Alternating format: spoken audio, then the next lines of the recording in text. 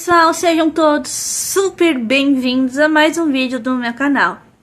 Vou aqui dar bom dia, boa tarde ou boa noite para vocês, porque eu não sei os horários que vocês vão estar assistindo esse vídeo.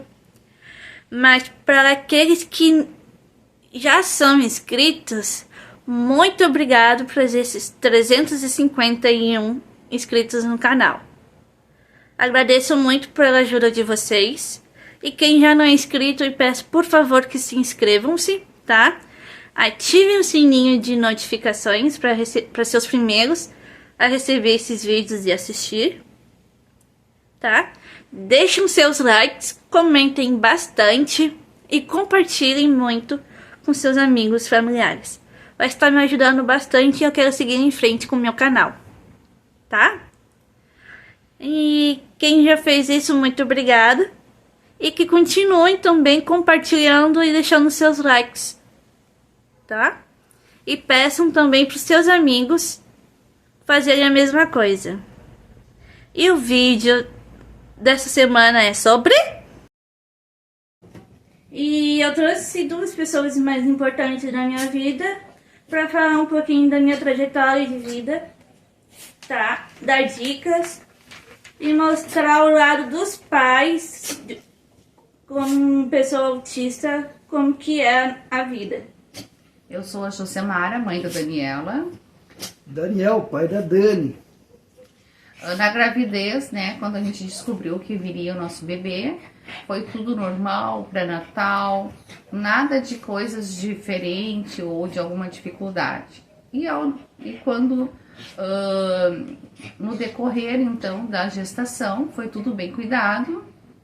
No nascimento dela, o parto foi cesárea, né, tão esperado, foi tranquilo, só que nós tivemos um susto após o nascimento, que ela teve a traqueopneia transitória, precisando ficar alguns dias em observação.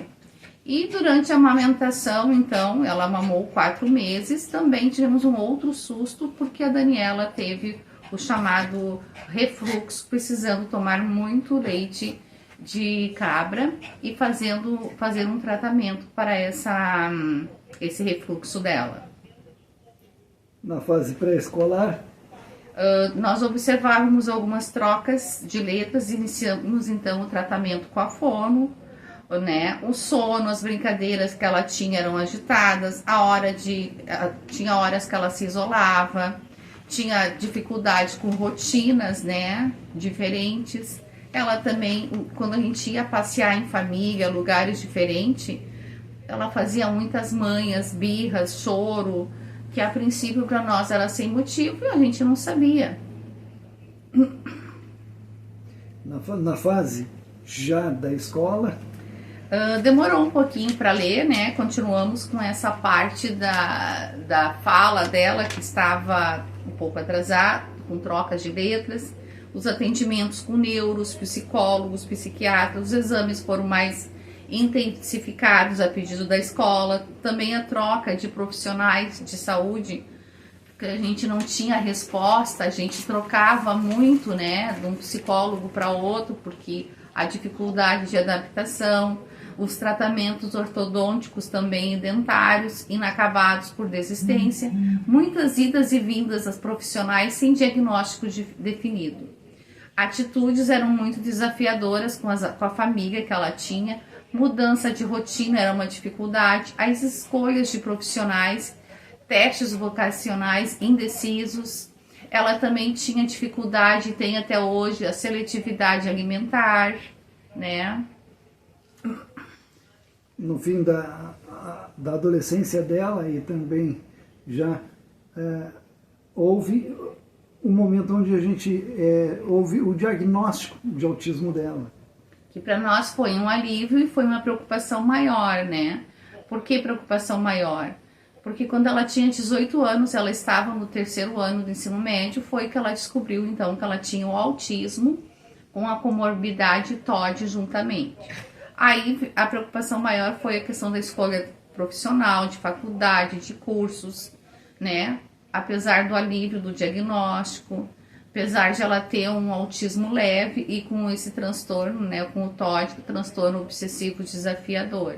E aí então começaria as procuras de o que fazer, qual é o foco, no que ela se identificava mais, o que ela gostava, que, né, para poder ter esse foco e ela gostar de fazer aquilo que ela estaria escolhendo, que nós fizemos. E a dica que a gente dá para os pais: procura então esse foco, o que os filhos gostam, muita oração, né, muito joelho dobrado, muito pensamento positivo, porque enquanto que tu dá 2 passos para frente, tu dá 1 para trás.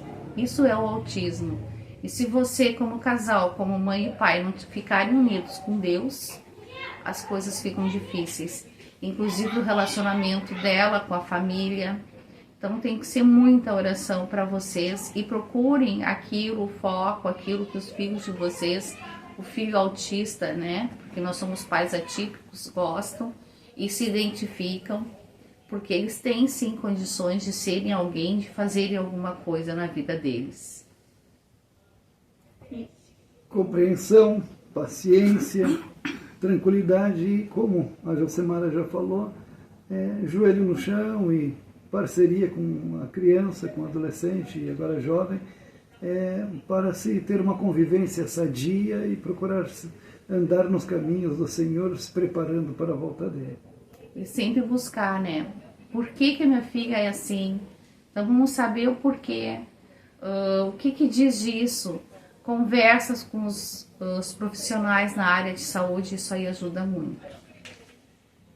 Isso então? Isso então, era isso, dona Daniela? Sim. Eu trouxe meus pais para contar um pouco da minha trajetória e dar algumas dicas para vocês, tá? E agora eu vou fazer um resumo da época da escola, da faculdade e do trabalho para vocês entenderem melhor. No colégio eu sofria bastante bullying, porque por diversos motivos que até hoje eu não entendo do porquê eu sofria bullying. Na turma dos populares eu tentava ser amiga de todo mundo da turma, pra falar a verdade. Só que eu sofria bullying direto. Por causa da turma dos populares, já fui líder de turma, onde eu mesma quis ser líder de turma para tentar me aproximar mais da minha turma, só que também não funcionou. Eu não era uma aluna boa, assim, que tirava as notas boas, minhas notas eram medianas, tentava tirar média ou mais que a média. Para ter uma noção, nas aulas de matemática, nas provas de matemática, eu acho que desde a 5ª série, se não me engano, não lembro direito, eu só tirava 0, 0, 0 em matemática. Eu estudava, só que eu nunca entendia bem a matéria, assim. E graças à minha irmã, que ela estava num nível a mais do que eu, quando ela estudava para matéria de química, ela fez uma música sobre o conteúdo. Aí eu peguei o tom, o ritmo dessa música, botei uma Bhaskara, que é o conteúdo que eu estava aprendendo na época, para aprender mais. Aí até hoje eu me lembro dessa musiquinha com essa Bhaskara que entrou na minha cabeça até hoje. Claro que tem muitas coisas de matemática que entraram sim na minha cabeça. Só que para entender bem a matéria eu não entendia. Mas enfim. Como vocês viram, minhas notas não eram boas. A minha turma dos populares não conseguia ser amiga. Eu já fui chutada. Quando eu estava sentada, eu já fui empurrada ao invés da pessoa pedir com licença na sala de aula para mim ir mais para frente, porque não tinha muito espaço. Eu já fui empurrada, já fui chutada por causa disso. Eu já caí da escada correndo para fugir dos colegas. Eu sempre ia na disciplina por causa disso, sempre levava bilhetinho na agenda. E eu tentava resolver isso com minhas próprias mãos no fundamental, para não chegar nos ouvidos dos meus pais. E quando eu resolvia, eu tentava resolver no fundamental, eu mais batia nos colegas. No ensino médio, eu mais conversava. mas eu sempre batia a boca com eles. Inclusive, também, eu tinha medo de uma colega, acho que foi na 4ª série, que eu vivia correndo, mas depois de alguns anos fora da escola, a gente conversa normal, como se nada tivesse acontecido. E no ensino médio também sofria bullying, mas um bullying que eu mais sofri, assim, que foi mais grave, foi a de uma cartinha que me escreveram, onde botaram o meu nome e botaram no lado Satanás, que até hoje eu nunca esqueci disso. Eu perdoei já a pessoa, mas sempre com o pé atrás. E na rua, quando eu vejo alguns colegas assim do colégio, eu sempre me lembro de como era na convivência. E eu tenho medo hoje de se encontrar com eles e ver se eles realmente mudaram ou não. Tenho medo de que eles não possam ter mudado. Eles podem sim mudar. Eu ficaria super feliz se eles mudassem, mas sempre fico com o pé atrás hoje. Tive 2 melhores amigos no colégio. Até hoje eu converso com um deles, o outro eu perdi o contato. Na escola de cursos para faculdade, eu não sabia que curso fazer, que eu tinha em dúvida, eu gostava de várias coisas. Aí, em 2017, que foi que comecei a faculdade, eu decidi então fazer pedagogia, que é uma coisa que eu sempre gostei de criança e gosto até hoje. Só que o meu gostar de criança é brincar, ensinar o que é certo ou errado, é gostar de tudo, mas na parte de limpar a criança não é muito meu forte. Mas eu sempre gostei assim de criança, até porque metade da minha família, por parte de mãe, são pedagogos. E não só por causa disso que eu decidi fazer pedagogia, mas por meu amor às crianças. Aí eu comecei a faculdade, comecei na Uniaselv, nos 2 primeiros anos. Só que lá eu não tinha um apoio ao estudar. As matérias eram uma atrás da outra, eu não tinha muito tempo para ler a apostila, o livro. Eu tinha 4 semanas para terminar uma disciplina. No primeiro dia de cada disciplina eles entregavam os livros. Já no segundo já era prova de redação, prova descritiva, de escrever. E eu recém começava a ler. Na primeira semana, no primeiro dia, quando eles entregavam os livros, eu já começava a ler. Não tinha tempo para terminar todo o livro e eu já fazia prova de redação. Na outra semana já era de marcar. Aí na outra semana era mais sobre os trabalhos. Então eu não tinha muito tempo assim para estudar. E tudo que eu aprendi de estudos foi no colégio. Eu sempre errei a maneira que eu estudei, mas eu aprendi com meus erros e melhorei nos estudos na faculdade.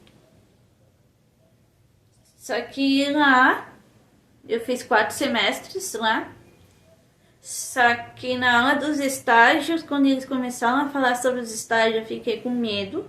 Fiquei pensando se era realmente o que eu queria fazer, se era pedagogia ou não. Aí eu tranquei o curso por causa disso e também porque eu rodei em uma disciplina e eles não me apoiavam por causa disso. Não tinha assim um setor do NAD, que é um setor que ajuda os alunos com deficiência. Aí eu tranquei o curso, fiquei um tempo em casa, fiquei pensando se era realmente isso que eu queria fazer ou não para minha vida. Aí decidi voltar para pedagogia, só que eu fiquei sabendo de uma outra universidade que se chama UBRA. Aí eu voltei os estudos para a UBRA. Lá na UBRA, depois de um ano, descobri que eles têm um setor do NADI, que é Núcleo de apoio ao aluno docente, que é um setor responsável para ajudar alunos com diversas deficiências. E lá eu tive o maior apoio, maior ajuda nos estudos, maior apoio. E a responsável por esse setor era a professora Mara, que até hoje eu sinto carinho. Professora Mara, se estiver assistindo esse vídeo, agradeço muito. Sempre amei você. Foi uma mãezona na faculdade para mim, muito obrigada. Ela sempre me ajudou nos estudos, sempre estudou comigo, sempre fez os trabalhos, provas, estágios. Nas provas ela não me dava respostas. Óbvio que ela não vai me passar a resposta, né? Seria errado isso. Mas ela sempre me ajudava a pensar na questão para chegar numa resposta. E eu sempre pensava assim: olha, no livro tal dizia isso, aquilo, e aprendi isso, aquilo, que é o que fala a questão. Aí ela sempre me fazia lembrar do que eu estudei. Aí eu mesmo conseguia chegar na resposta. E ela tinha nossas provas, nossos estudos. E depois ela me ajudou nos estágios, onde eu fiquei mais segura para fazer os estágios, que foi de forma remota, que foi por causa da pandemia, do Covid. De 4 estágios, 2 eu fiz de forma remota, onde eu dei aula online, que para mim tecnologia nunca foi problema. Eu sempre amei a tecnologia. Então dar aula online não foi problema para mim. Eu estudava o que dava para as crianças, que eu comecei foi com a educação infantil, formação de professores, se não me engano. E na educação infantil meus pais sempre me ajudaram com a questão dos estudos também em casa. Minha mãe também me ajudou bastante com os estudos, por ela ser pedagoga também, ela trabalhar na área, já ter anos de experiência, então ela sempre me ajudava nos estudos. Eu fazia as provas de escrever, de marcar, sempre dava para ela corrigir. E as que tivessem errada, também, eu pedi ajuda para essa professora Mara, que sempre me ajudou. Nos estágios foi sempre online, que eu fazia, eu estudava em casa, pegava o que a apostila estava querendo ensinar, pegava uns assuntos mais atualizados que hoje em dia as crianças gostam de aprender, botava no papel qual que é a lição, o que eu quero ensinar para as crianças, sempre botavam nisso. E sempre fazia vídeo. Então eu preparava um fundo com TNT, fazia bastante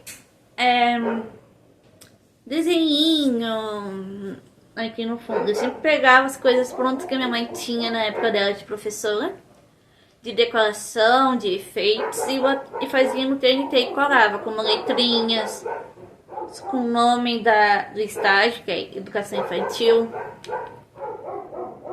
E fazia vídeo com ele, sempre me preparava e fazia vídeo. Até que consegui me formar com essa ajuda dos meus pais e da minha professora. No trabalho, no ano de 2019, eu decidi me inscrever no contrato temporário do Estado para trabalhar como secretária nas escolas estaduais. E esse foi meu primeiro emprego. Depois que eu me formei, eu queria trabalhar, ter o meu próprio dinheiro, não ficar mais dependendo muito dos meus pais, porque eu moro com eles. Aí eu decidi então trabalhar. E foi meu primeiro emprego quando eu me inscrevi no contrato temporário. Demorei anos para ser chamada, demorei uns 2, quer dizer, não é anos assim, eu demorei uns 2 anos, eu acho, 2 anos e meio e tal. Me inscrevi em 2 contratos, de 2019 e de 2020. Eu fui chamada no 2019.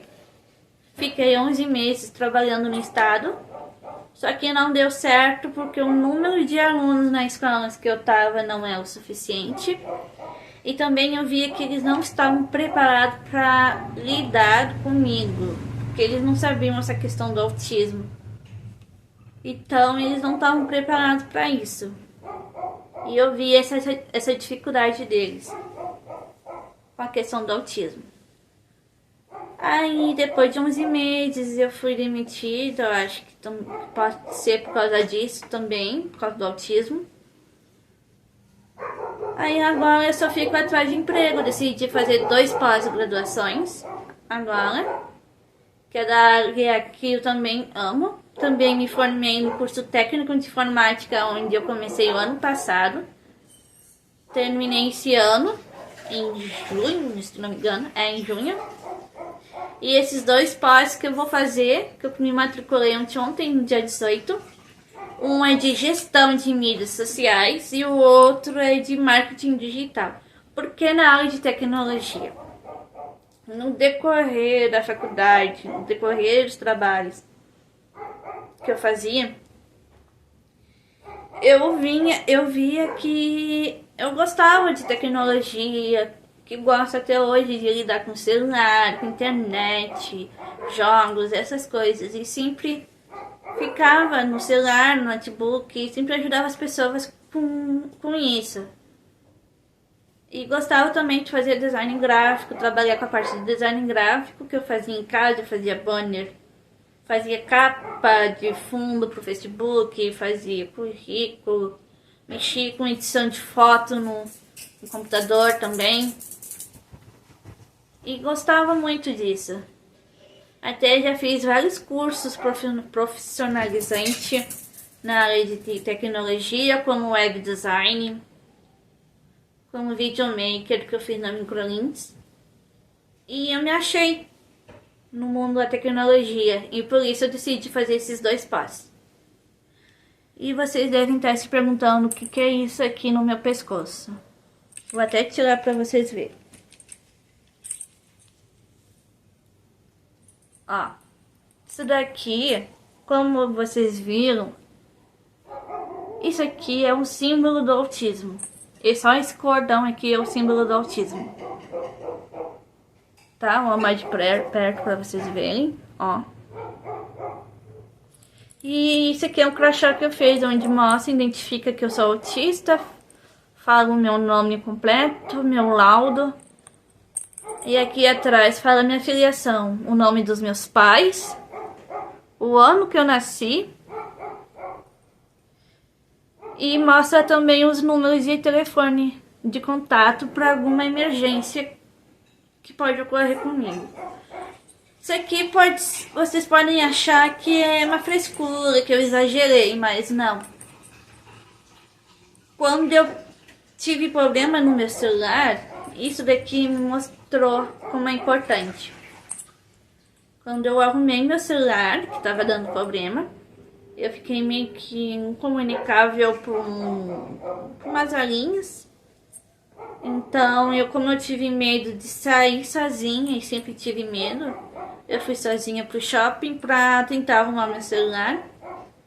Aí, como eu tinha medo, tenho medo até hoje, eu escrevi num papel os telefones das pessoas, dos meus pais, por telefones de emergências. Caso acontecesse alguma coisa, ou se eu quiser entrar em contato com meus pais para pedir ajuda, então.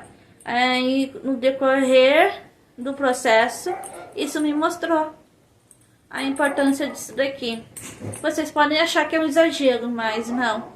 Eu me sinto mais segura, um pouquinho mais segura com isso daqui. Aí eu sempre ando com ele. Não é obrigatório isso daqui, mas se quiserem usar, pra mim é o ideal. Eu acho o ideal e fundamental usar isso daqui. Pra quem é autista, usar isso daqui.